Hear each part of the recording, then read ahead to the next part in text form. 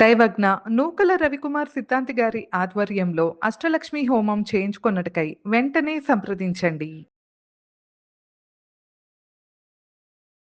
నమస్తే, నేను మీ గాయత్రి. ప్రస్తుతం మనతో పాటు ఉన్నారు ప్రముఖ ఆధ్యాత్మికవేత్త, జ్యోతిష పండితులు పోతుకూచి చంద్రమౌళి శాస్త్రి గారు. గురుగారితో మాట్లాడి మనకున్న సందేహాలన్నీ కూడా నివృత్తి చేసుకుందాం. నమస్కారం గురుగారు. ఓం శ్రీమాత్రే నమః. గురుగారు, వచ్చే శుక్రవారం చాలా విశేషమైన రోజు అని భావించవచ్చు. హయగ్రీవ జయంతి, గాయత్రి జయంతి, అలానే శ్రావణ శుక్రవారం, రాఖీ పౌర్ణిమ, గ్రహణం కూడా కలిసి వస్తుంది. గ్రహణం కూడా కొన్ని చోట్ల ఉంది అని విన్నాను. సో ఇంత మంచి రోజుని ఎలా వినియోగించుకోవాలి అని అంటారు. ప్రతి ఒక్కరు కూడా పాటించాల్సిన విధి విధానాలు ఏంటి, ఏ రాశుల వారికి ఎలా ఉండబోతుంది, ఒక్కసారి వివరించండి. ఓం శ్రీమాతా శ్రీ మహారాజ్ఞి శ్రీమత్సింహాసనేశ్వరి చిదగ్నికుండ సంభూత దేవకార్య సముజ్జతాయై శ్రీ లలితా త్రిపురసుందరి దేవ్యై నమః. మా వీక్షిస్తున్నటువంటి ప్రేక్షకులందరికీ కూడా ఈ యొక్క శ్రావణ మాసంలో శ్రావణ పౌర్ణమి శుక్రవారం కలిసి రావటం అత్యద్భుతమైనటువంటి విశేషమైనటువంటి యోగం. అంటే అమ్మా, ఈ పౌర్ణమి రోజున రాఖీ పౌర్ణమి అనేది అందరికీ తెలిసిన విషయమే. అన్నా చెల్లెళ్ళకి, అక్కా తమ్ముళ్ళకి ఇది భగవంతు ఇచ్చినటువంటి విశేషత్వం. అంత మహాభారతంలో కూడా మనకి శ్రీకృష్ణ పరమాత్ముడు ద్రౌపది వారి యొక్క చెల్లెలు.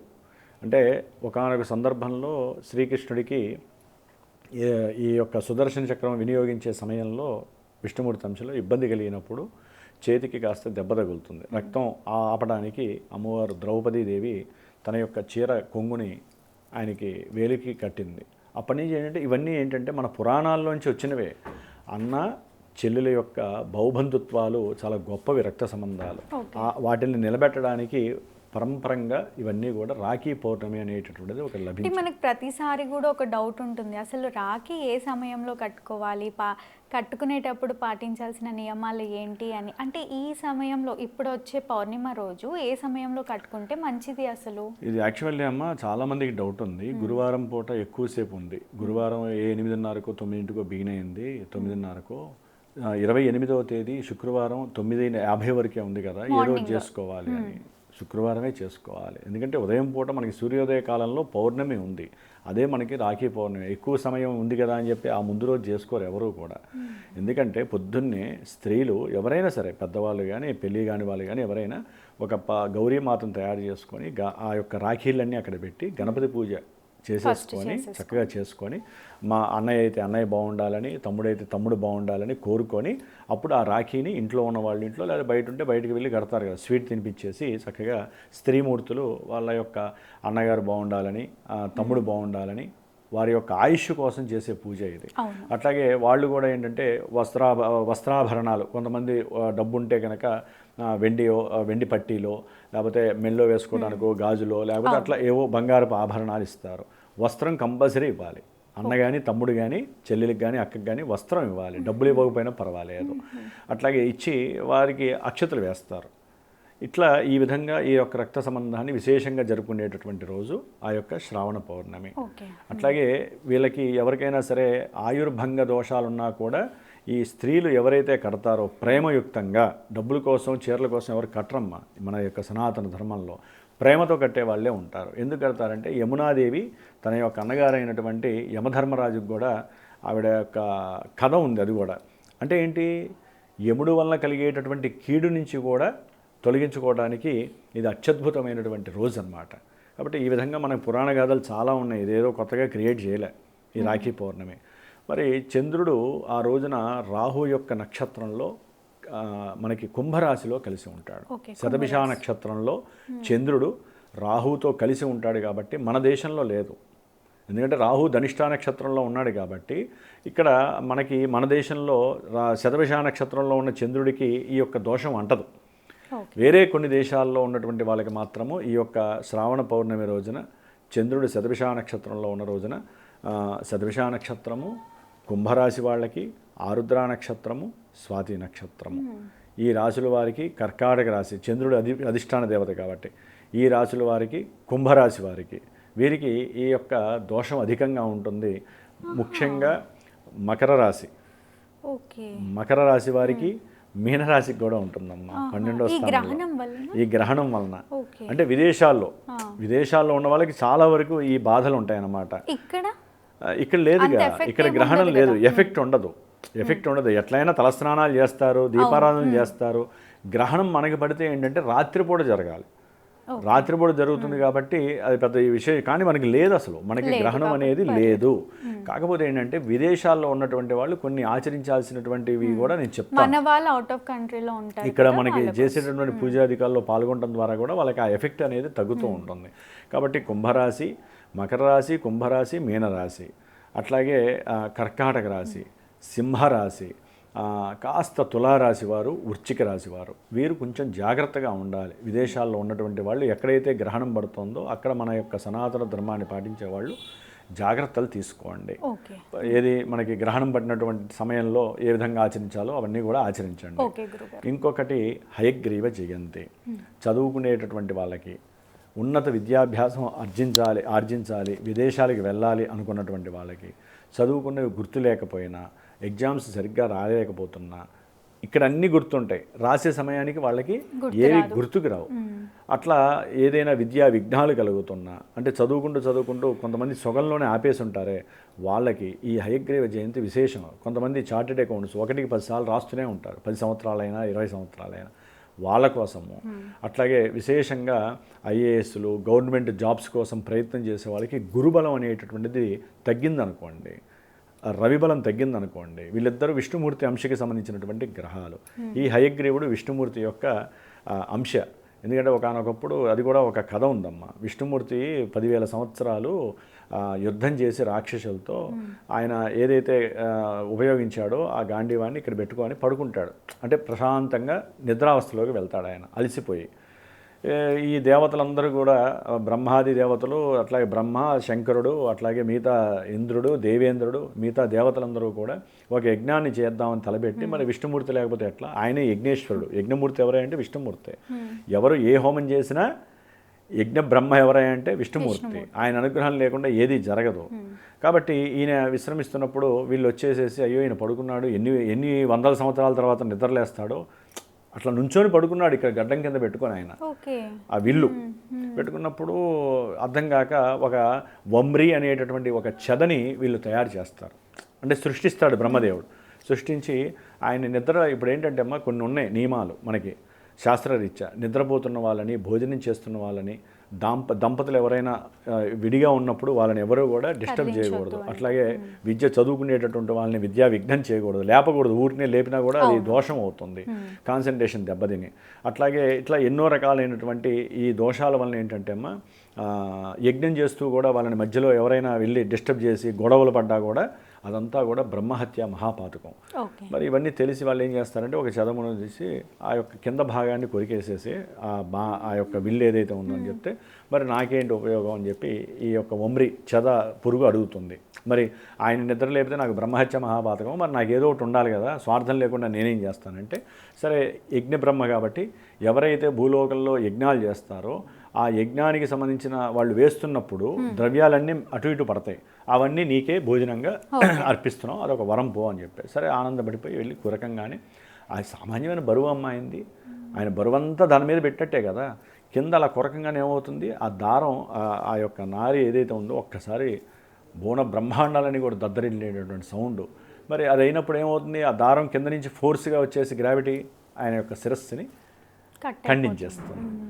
అది ఎక్కడ పడుతుందో తెలియదు. వీళ్ళందరూ కంగారు పడిపోయి అమ్మవారి దగ్గరికి పరిగెడతారు. అమ్మ ఇట్లా జరిగింది ఏంటంటే, ఒకానొక సమయంలో హయగ్రీవ అనేటటువంటి రాక్షసులతో అమ్మవారు యుద్ధం చేసినప్పుడు ఆ హయగ్రీవ అనే రాక్షసుడు చనిపోయేటప్పుడు అమ్మవారు వరం ఇస్తుంది. అంటే ఈయనేమడుగుతాడంటే వరాలు ఇస్తాడు. అమ్మవారు వరం ఇస్తుంది హయగ్రీవికి. హయగ్రీవ వరం ఇచ్చినప్పుడు ఈయన మళ్ళీ ఆ హయగ్రీవ అనే రాక్షసుడికి విశేషమైనటువంటి బలం వచ్చేసేసి ఇష్టం వచ్చినట్టు ప్రదర్శిస్తున్నప్పుడు, అప్పుడు అమ్మవారు ఈ హయగ్రీవ అనేటటువంటి రాక్షసుని సంహరించినప్పుడు ఆయన అడుగుతాడనమాట, హయగ్రీవుడు అనేటటువంటి ఎవరైనా దేవతామూర్తి మాత్రమే నన్ను సంహరించాలి అనేటటువంటి వరాన్ని అమ్మవారిని కోరుతాడు. అప్పుడు అమ్మవారు సరే అని చెప్పి తదాస్తూ ఉంటుంది. ఈ దేవతలందరూ ఏం చేస్తారంటే ఒక గుర్రం తలకాయని తీసుకొచ్చి స్వామివారికి పెడతారు. మరి దేవత కాదు కదా ఆయన, గుర్రం తలకాయ. అందుకని హయగ్రీవ అంటే గుర్రము యొక్క మెడ తగిలించుకున్నటువంటి స్వామివారే మనకి విష్ణువు యొక్క అంశే హయగ్రీవుడు. అందుకనే జ్ఞానానందమయం దేవం నిర్మల స్ఫటికాకృతిం ఆధారం సర్వ విద్యానాం శ్రీ హయగ్రీవముపాస్మహే. అచంచలమైనటువంటి జ్ఞానాన్ని ఇస్తాడు. ముఖ్యంగా ధనుస్సు రాశి, మీనరాశి వారికి హయగ్రీవుడి అధిష్టాన దేవత. అంటే గురు రాశులు కదా, కాబట్టి ఆ గుర్రానికి చాలా విశేషమైనటువంటి హార్స్ పవర్ అంటాం కదమ్మా మనం. కార్లు కానీ బండ్లు కానీ ఏదైనా సరే హార్స్ పవర్ అంటారు. అంటే దానికి జ్ఞానం ఎక్కువ, జ్ఞాన సంపద అన్నమాట. ఆయన జ్ఞాన సంపదనిచ్చేవాడు ఎవరంటే హయగ్రీవుడు. కాబట్టి ఎవరైనా సరే దగ్గరలో ఉన్నటువంటి హయగ్రీవ దేవాలయానికి వెళ్ళండి. అయితే హయగ్రీవుడికి ఇందా నేను చెప్పినటువంటి శ్లోకాన్ని 108 సార్లు చదవండి. అవసరమైతే 1008 సార్లు చదవండి. ఆ రోజున విశేషంగా చదవండి. ఇక గాయత్రి మాత, గాయత్రి జయంతి ఏంటి ఆ రోజున విశేషం అంటే మనకి వేదమూర్తి ఆవిడ. వేదాలన్నిటికీ కూడా ఆవిడ యొక్క అధీనంలోనే ఉంటాయి. సూర్యుడి యొక్క మనకి సూర్యుడికి అమ్మవారు వేదమూర్తి అయిన గాయత్రి మాతకి చాలా సత్సంబంధం ఉందమ్మా. సూర్యుడి యొక్క కిరణాలు ఎక్కడి నుంచి వస్తాయంటే సూర్యుడి మధ్యలో ఒక చిన్న మనకి శరీరం మొత్తం నాభి ఎట్లయితే మధ్యస్థంగా ఉంటుందో, ఒక గృహానికి మధ్యస్థంగా ఉంటుందో, సూర్యుడిని నిలబెడుతూ సూర్యుడి యొక్క కిరణాల ద్వారా ఎన్నో గోళాలను నిలబెడుతూ ఆకర్షణ శక్తి, గ్రావిటీని ఇచ్చేది ఎవరంటే అమ్మవారి శక్తి. ఆవిడ యొక్క శక్తి కిరణము దాదాపు 1,70,000 సంవత్సరాలు తిరిగిన తర్వాత ఒక కిరణంగా మన భూమి మీదకి 8 నిమిషాల తర్వాత చేరుతుంది. మరి అలాంటి ఎన్నో కిరణాలు అవుతున్నాయంటే ఆవిడ శక్తి సామాన్యం కాదు.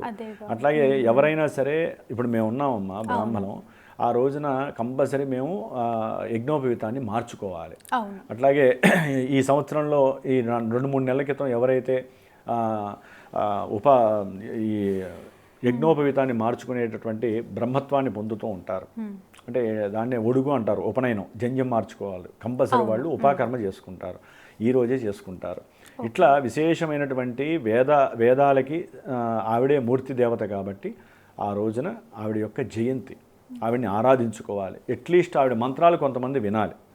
ఓం భూర్భువస్సువః తత్సవితుర్వరేణ్యం భర్గో దేవస్య ధీమహి ధియో యో నః ప్రచోదయాత్. 24 బీజాక్షరాలు. ఆ 24టికి కూడా ఛందస్సు దేవతలు ఉంటారు, 24టికి ఋషులు ఉంటారు. ఆ 24 అక్షరాలకి దేవతలు గణపతి, శివుడు, అమ్మవారు, అంబిక, విష్ణుమూర్తి, అసలైన దేవతలందరూ ఈ మంత్రాల్లోనే ఉంటారు. అందుకనే నైవేద్యం పెట్టినా కూడా ఆ మంత్రాన్ని చదువుతాం మేము తినాలన్న అదే మంత్రము, దేవుడికి నైవేద్యం పెట్టాలన్న అదే మంత్రము. ఏ యొక్క పూజ చేసినా కూడా ఈ మంత్రం లేకుండా దేవుళ్ళకి భోజనం ఎక్కదు. అంతటి పవర్ఫుల్ దేవత అనమాట ఆవిడ గాయత్రి మాత. 5 శిరస్సులతో ఉంటారు ఆవిడ. పంచభూతాలన్నీ కూడా ఆవిడ యొక్క అధీనంలో ఉంటాయి. మన పంచేంద్రియ నిగ్రహం కలగాలంటే ఆవిడ యొక్క మంత్రం అన్న చదవాలి, ఆవిడ యొక్క మంత్ర జపం అన్న చెయ్యాలి, ఆవిడ యొక్క మంత్రాన్ని విన్నన్నా వినాలి.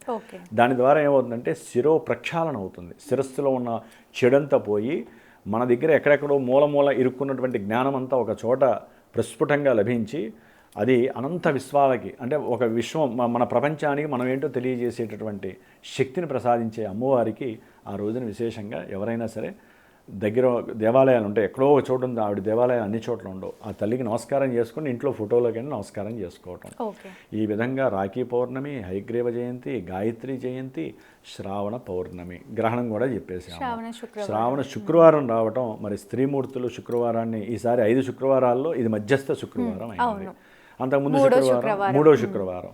కాబట్టి లక్ష్మీదేవి ఆరాధన, కనకదార స్తోత్రము కంపల్సరీ. స్త్రీమూర్తులు ఎవరైనా సరే ఉదయం పూట మీకు ఎంత హడావుడి, తాంబూలాలు ఇచ్చుకోండి, వాళ్ళని వీళ్ళని పిలుచుకోండి, బంధువులకు భోజనాలు పెట్టండి. ఈవినింగ్ మాత్రము దీపారాధన. ఎందుకంటే శుక్రుడు ఈ మాసంలో 2వ తారీఖు వరకు కూడా నీచ స్థితిని పొంది ఉన్నాడమ్మా. అంటే శుక్రవారానికి అధిపతి ఎవరు?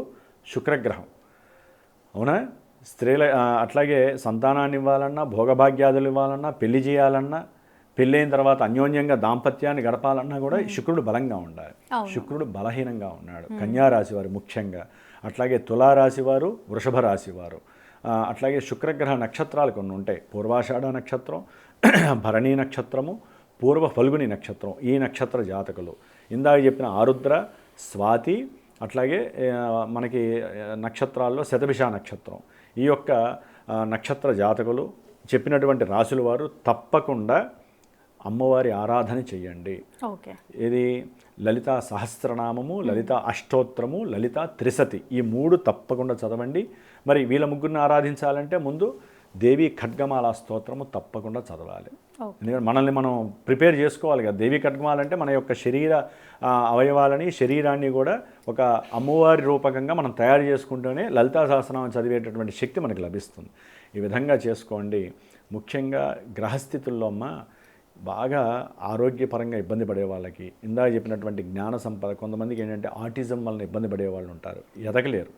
అట్లాగే చదువుకుందామని మనసులో ఉన్న ఆర్థిక పరిస్థితి బాలేక విద్యాలయాలకి వెళ్ళలేనటువంటి వాళ్ళకి, విద్యలో అఖండమైనటువంటి సమృద్ధి సాధించాలనుకున్నా కూడా సాధించలేనటువంటి వాళ్ళకి, ఇప్పుడు చదువుకుంటూ ఎగ్జామ్స్లో సరిగ్గా రాయలేనటువంటి వాళ్ళకి, విద్యా విఘ్నాలు కలిగే వాళ్ళకి, అట్లాగే ఎవరికైతే కనుక శుక్రగ్రహ దోషం వలన సంతానం లేనటువంటి వాళ్ళ కోసం విశేషంగా ఈ యొక్క శ్రావణ పౌర్ణమి రోజున నా యొక్క జ్ఞానసిద్ధి క్షేత్రపీఠంలో విశేషమైనటువంటి హోమం జరుగుతుంది. చండీ హోమము. చండీ హోమం ఆ రోజున విశేషంగా, ఎందుకంటే గ్రహణం యొక్క ఎఫెక్ట్ పొందేటటువంటి వాళ్ళకి ఈ హోమం చాలా విశేషమైన ఫలితాన్ని ఇస్తుంది. అట్లాగే ఆ నక్షత్రం ప్రభావం ఉంటుంది కదా, రాహు నక్షత్రం, రాహు మహర్దశలు అంతర్దశలు జరిగేటటువంటి వాళ్ళు కూడా ఈ హోమంలో పాల్గొనే అవకాశం చేపించుకోవచ్చు. ఇందాక చెప్పాను కదమ్మా, మకరము, కుంభము, మీనము, అట్లాగే కర్కాటకము, సింహము, తులారాశి, వృశ్చిక రాశి, కంపల్సరీ ఈ రాశుల వాళ్ళు, ఇందాక చెప్పిన నక్షత్రాల వాళ్ళు, అట్లాగే శుక్రగ్రహ జాతకులు, శుక్రగ్రహానికి సంబంధించిన రాశుల వాళ్ళు, వీళ్ళు తప్పకుండా ఆచరించాల్సిందే. చేపించుకుంటే వివాహం కాని వాడు, స్త్రీ పురుషులు ఎవరికైనా సరే వివాహం అవ్వటానికి ఇది చాలా అత్యంత సూక్ష్మమైనటువంటి రోజు. విద్యార్థులకి విద్యా యోగతం కలుగుతుంది.